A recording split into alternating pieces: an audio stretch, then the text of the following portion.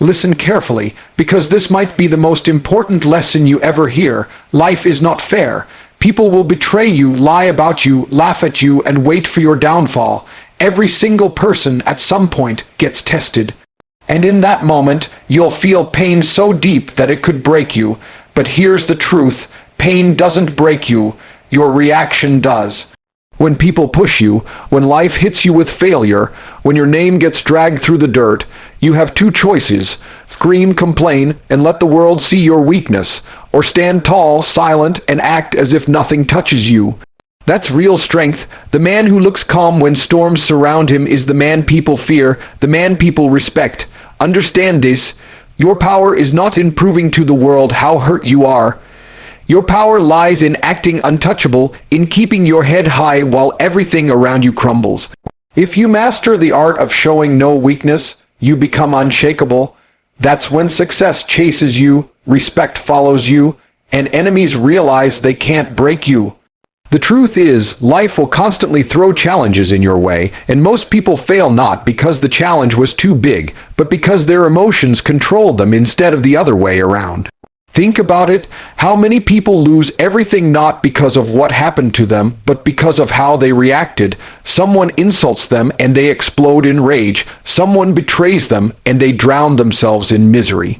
Someone criticizes them and they crumble under the weight of insecurity. That's not power, that's weakness. Power is when someone spits lies about you, when they laugh at you, when they try to provoke you, and you stay calm. You look at them with steady eyes, your voice unshaken, your body language firm, and you let them know without saying a word, nothing you do can move me. That's when you begin to own your emotions instead of being owned. Emotional control is not about pretending you don't feel anything, because everyone feels anger, sadness, disappointment, and pain. It's about training yourself to decide what those emotions do to you.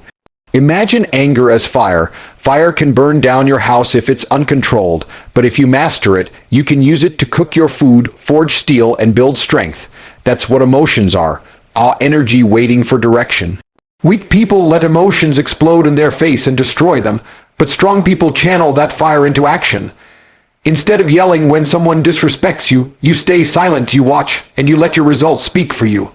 Instead of crying when you're betrayed, you use that pain as fuel to build something so powerful that your betrayers regret ever crossing you. Emotional control transforms weakness into power. Most people underestimate how much respect comes from calmness. Think about it. The loudest person in the room rarely has real power. It's the quiet one who sits back, observing, calculating, never losing composure, who people are drawn to. Why? Because calmness signals strength. It tells the world you cannot be shaken, and that terrifies people. When you argue emotionally, you look desperate. When you scream and fight, you look fragile. But when someone throws their worst at you and you remain steady, you create an aura that says you're untouchable. That aura commands respect without you having to demand it. And in a world full of chaos, the person who stays in control becomes the leader everyone turns to. Emotional control is also the foundation of discipline. You can't stay committed to anything, whether it's building a business, training your body, or mastering a skill if you let emotions dictate your actions. Discipline is about doing what you said you'd do, long after the feeling you had when you made the decision has faded. Most people quit because their emotions convince them they're tired, it's too hard, or it's not worth it. But when you master your emotions, you act based on logic, vision, and responsibility, not fleeting feelings. You train even when you don't feel like it, you keep working when it's boring, and you push through when everything in you wants to stop. That's how greatness is built, through the refusal to let temporary emotions sabotage permanent results. Another level of emotional control is learning not to seek revenge in the heat of the moment.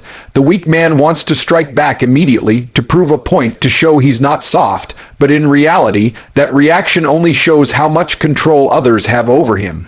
The strong man knows patience. He understands that the best revenge is not an outburst, but building a life so strong, so successful, that enemies choke on their own envy.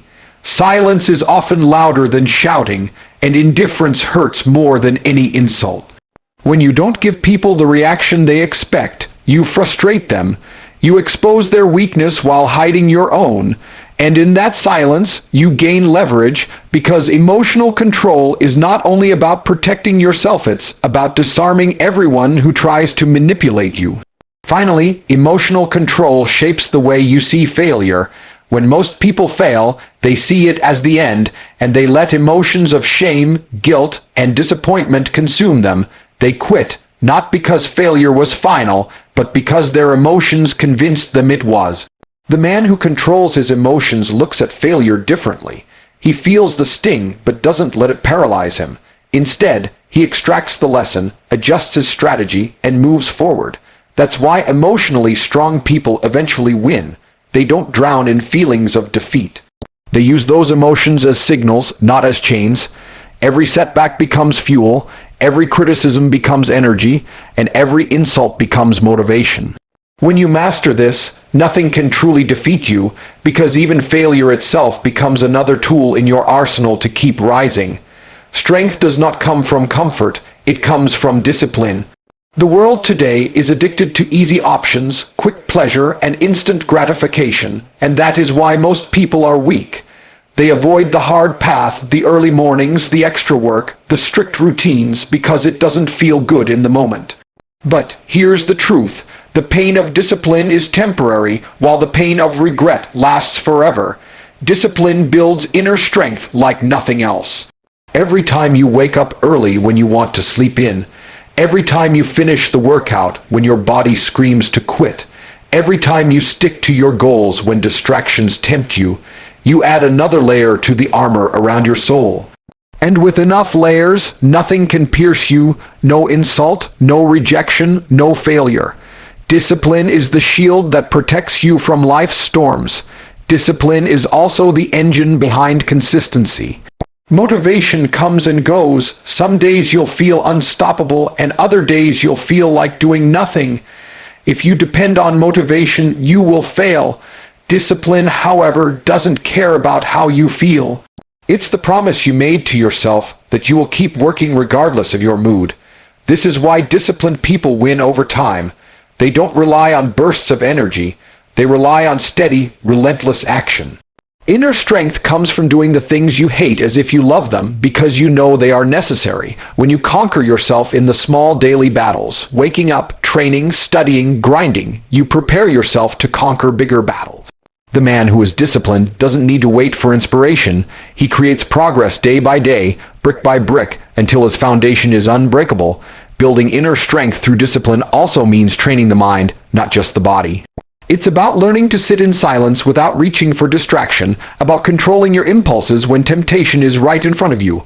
Most people are slaves to their urges. They can't stop scrolling, they can't stop chasing pleasure, they can't stop giving in to weakness. That lack of control destroys them, but when you discipline your mind, you learn to say no to yourself. You train the ability to delay gratification, to endure discomfort, to resist impulses, and once you master your mind, you master your life. Because the truth is, the battles you fight are rarely outside of you, they are inside, between who you are and who you want to become. Discipline wins that war every single time. Discipline also teaches you patience, which is one of the strongest forms of inner power. We live in a world where everyone wants results now, money now, success now, recognition now, but true strength understands that great things take time. Discipline is showing up every single day, even when there are no immediate rewards. It's trusting the process and believing that your effort will pay off in the long run. Weak people quit when results don't show up quickly. Strong people keep building because their strength is not tied to instant validation. That patience forged through discipline makes you dangerous, because while others burn out chasing quick wins, you endure, you grow, and you outlast everyone. Inner strength is not about speed, it's about endurance, and discipline is the tool that makes you endure longer than anyone else. Discipline transforms pain into progress. When most people feel pain, they stop, but when you are disciplined, pain becomes your compass.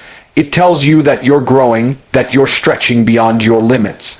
Every rep that burns your muscles, every late night you push through, every sacrifice you make, it's all fuel for strength. Discipline conditions you to embrace discomfort instead of avoiding it. You stop running from challenges and start seeking them, because you know every difficult thing you conquer adds to your power. People who avoid pain stay soft, but people who embrace it become warriors. Inner strength isn't built in comfort. It's built in suffering, in repetition, in sacrifice. And the more disciplined you are in walking that road, the stronger you become, not just physically, but mentally, emotionally, and spiritually. Ultimately, discipline gives you freedom. It may sound like a contradiction, but it's the truth. The man who is disciplined is not a slave to laziness, to cravings, to excuses. He is in control of himself, and that control is real power. When you build inner strength through discipline, you don't need to fear chaos because you have order within yourself. You don't need to chase approval because you already know your value. You don't need to rely on luck because your work ethic guarantees results. The disciplined man doesn't panic when life gets hard because he's been hard on himself every day in training. Discipline is the foundation of freedom, and freedom is the ultimate expression of inner strength. Life is going to test you again and again. People will doubt you, situations will crush you, and there will be moments where the weight feels unbearable.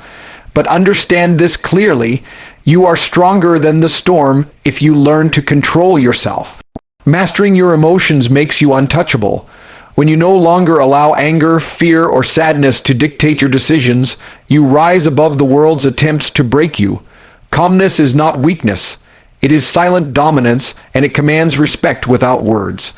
And when you pair that control with discipline, you become unstoppable. Discipline builds a fortress inside you, shaping patience, resilience, and power that no criticism or betrayal can destroy. Through discipline, you embrace pain, endure challenges, and walk paths others avoid. You create consistency, and from consistency comes greatness. That is the secret. Control your emotions, build your discipline, and life will bend to your will. So carry yourself with strength. Smile when they expect you to break. Stay calm when they want you to rage. Keep working when others quit. The world respects the man who cannot be shaken. Be that man. Thank you for listening. Stay strong, stay disciplined, and remember, your silence, your calm, your self-control are your greatest weapons. God bless you, and may your journey be filled with victories no one can take away.